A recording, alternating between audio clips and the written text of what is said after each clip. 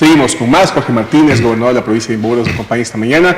Como ustedes saben, el 1 de mayo Alianza País tuvo su convención y se reestructuró la organización del movimiento político. Y claro, esto es parte de este proceso que está viviendo el movimiento con la transición de cara a que el presidente electo Lenín Moreno asuma de manera formal precisamente la presidencia de la República. Gracias por acompañarnos y bienvenido.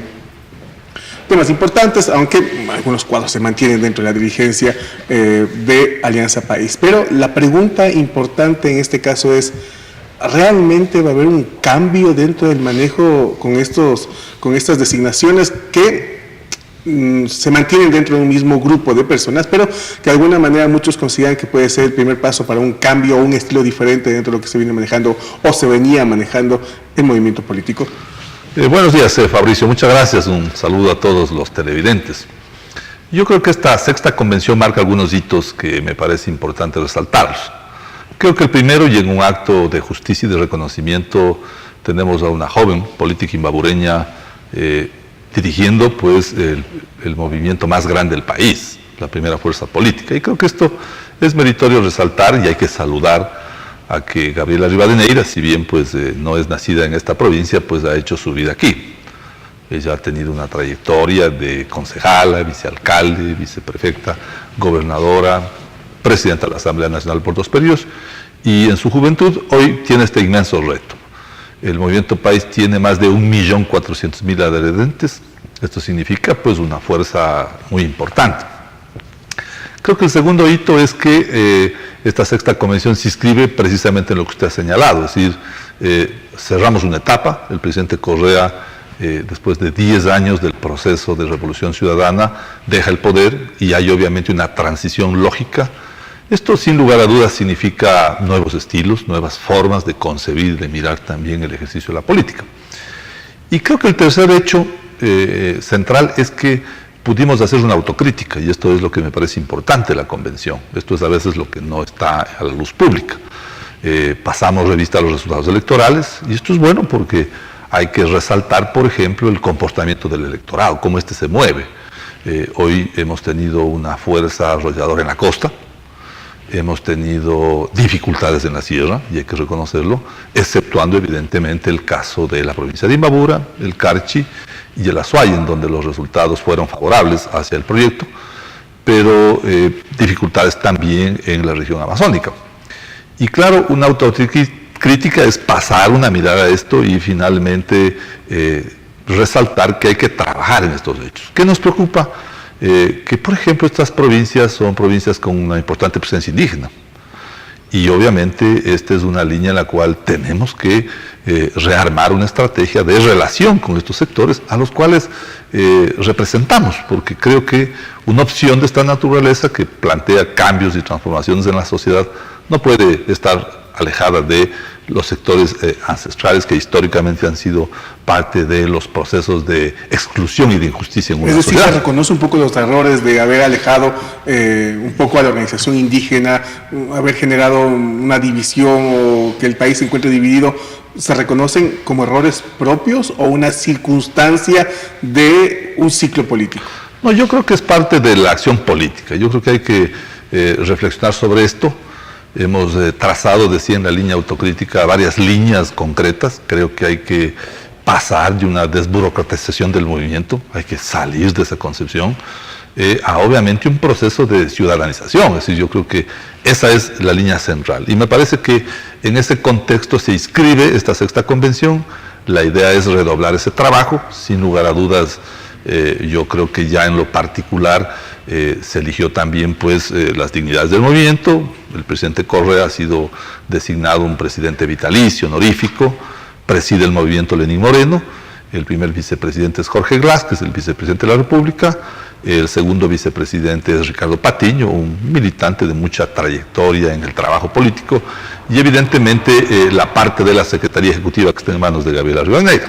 Otras instancias más interesantes: Paola Pavón presidirá la Comisión Electoral.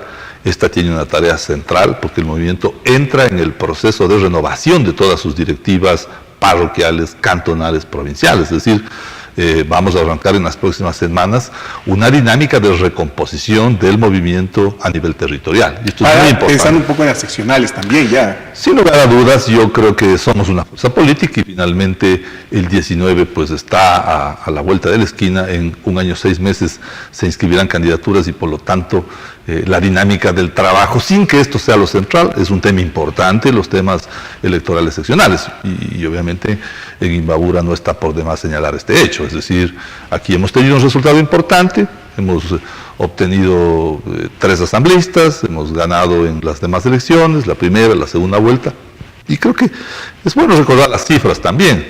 Estuvimos hace poco día en la entrega de credenciales y, por ejemplo, se señalaba los votos válidos, ¿no? Es decir, Diego García, que es el primer asambleísta, ingresa con 90.000 votos válidos. El cuarto asambleísta, que es el señor Simbaña, que representa la opción Creo Suma, tiene 30.000 votos. Y la cuarta asambleísta, que no entra de país, tiene 75.000 votos. Es decir, esa es la diferencia. Esto se produce por un método que es el que está, que son las reglas de juego de la democracia.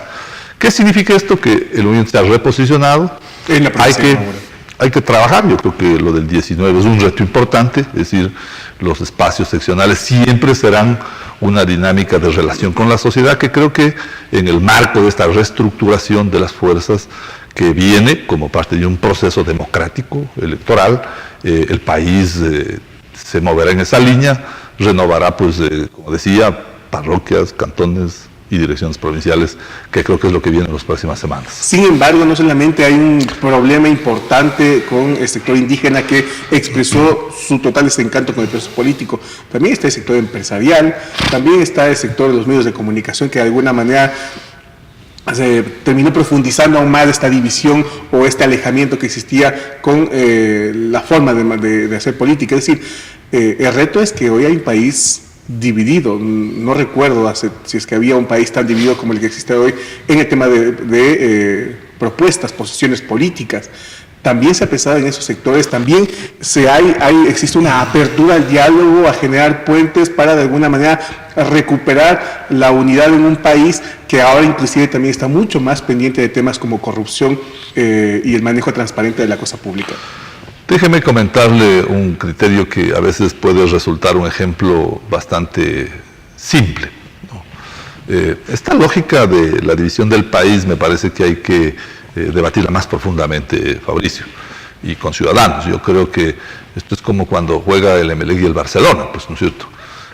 Finalmente uno en una segunda vuelta tiene que tomar una opción. Usted es de la Liga, yo soy del Aucas, y sin lugar a dudas nos tocará decidir entre el Barcelona y el Emelec. Usted no dejará de ser liguista y yo auquista, así que esa es una lógica con la cual funciona la segunda vuelta. Entonces creo que siempre habrá estas diferencias. El país es eso, el país es una amalgama de opiniones y de diversidades. Esto para desmontar aquello de que hay una división inmensa entre el 48 y el 51, por un lado. Por otro lado, yo creo que sí, efectivamente tenemos que entender que hay que construir una sociedad entre todos. ¿Recuperar la confianza? Mire, yo creo que todos somos importantes. Me parece que un país no es viable sin empresarios, un país no es viable sin trabajadores, un país no es viable si no reconoce que aquí hay una diversidad étnica, cultural, que hay pueblos ancestrales, que hay comunidades afrodescendientes. El respeto a la organización social que otra vez. Sin lugar a dudas, mire, yo creo que de lo que se trata es que tenemos que construir esto juntos. Y me parece que Lenin reúne esos requisitos. Él es un hombre que, recuerde usted, desde su llegada al país, extendió su mano a todos. Hoy está desarrollando un conjunto de diálogos muy importantes. Se ha reunido con 400 empresarios, se está reuniendo con actores sociales, ha tendido la mano a las organizaciones indígenas, en los próximos días va a reunirse con los trabajadores, con el Frente Unitario. Sí, yo creo que al final la lógica es que este tipo de agendas de unidad pueden desarrollarse en la medida en que anteponemos los intereses del país. Lo que creo sí hay que reconocer también es que vivíamos un país corporativizado, es decir, un país que piensa en una lógica de sectores que se benefician de la administración de lo público. Yo creo que si ponemos las necesidades del Ecuador, que aún son muchas, en temas de pobreza, de necesidades básicas insatisfechas, de resolver problemas como empleo, en fin, lo importante es en una mesa dialogar en la lógica de entendernos que finalmente todos los actores de esta sociedad son importantes. Y yo creo que en eso es en lo que estamos. Lenin está trabajando en una agenda de diálogo. Ojalá incluso tengamos tiempo de reproducirlo en la provincia. Hemos planteado estos mecanismos. A lo mejor en los próximos días tenemos la posibilidad de sentar, por ejemplo, a los actores productivos, a los actores sociales, en una mesa en la cual podamos levantar también las demandas y necesidades que tiene la provincia. Finalmente, el tema de obras, porque hay temas pendientes. Aquí hay el paso lateral que no logra concluirse, la terminación de la ampliación de la vía Ibarra-Bolívar, que se vuelve intermitente, a momentos trabajan, dejan de trabajar, hasta el momento no se entrega la ampliación de la Otavalo-Cajas, y una obra que cuando usted estuvo de alcalde y el presidente de la República se comprometió los estudios para la carretera que salga directamente del aeropuerto, que fue un compromiso para eliminar el aeropuerto de la ciudad de Ibarra. Son las obras pendientes, entre otras más que no recuerdo en este momento. Sin embargo, ¿hay el compromiso para terminar estas obras importantes? Yo decía esto, Fabricio, cuando traté el tema del diálogo, y es que me parece que efectivamente hay que reconocer que el país ha tenido inmensas dificultades. Usted sabe que yo estuve en las Emplades, tuvimos que caer la inversión.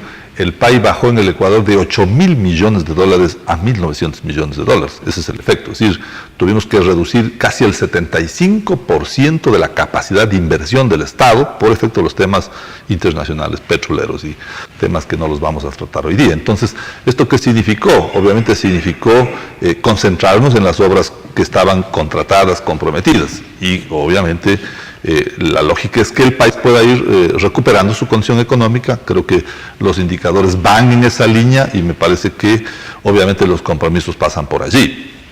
Avanzar en lo que usted ha señalado, el paso lateral, las obras viales que son tan importantes y los compromisos gubernamentales. Pero hay otras más que yo creo que la provincia tiene que replantear, y me parece que el presidente electo está en esa lógica, está en una lógica, por ejemplo, de volver la mirada al campo. Y yo creo que esto es parte de la reflexión que hicimos también en esta convención. Tenemos una gran fuerza en el área rural, y esto significa que tenemos un gran compromiso con ese grupo de ecuatorianos que, recordemos también, es de donde están los sectores más pobres y los sectores que tienen aún necesidades por resolver. Y por ejemplo en la provincia tenemos temas en el tema de riego, el proyecto Pruanta, el proyecto Tumbaviro, temas de esa naturaleza. Se han construido grandes obras, por ejemplo en el tema de agua, de multipropósitos. Si esto es la mayoría en la costa, que eran zonas en donde había que controlar las inundaciones, en donde había que regular, trasvasar cauces. Pero en la Sierra Centro hay necesidad de trabajar en proyectos como estos, ¿no es cierto? Osogoche, Chalupas, Tumbaviro. Entonces, creo que esto es importante. Es decir, creo que el presidente tiene una visión de replantear un conjunto de temas en el marco de dialogar y en el marco de cumplir además compromisos electorales. Hay todo un plan, la misión Toda una Vida, que es la que planteó el presidente Moreno, y creo que finalmente esta transición obviamente tomará tiempo hasta que el 24 de mayo el presidente designe su gabinete y podamos también tener ya, digamos, algunas líneas de lo que será el trabajo del Ejecutivo. Muy agradecemos al ingeniero Jorge Martínez, gobernador de la provincia de Imbabura, analizando la situación política en este proceso de transición que vive el país. Nos vamos a una pausa, seguimos con más entrevistas.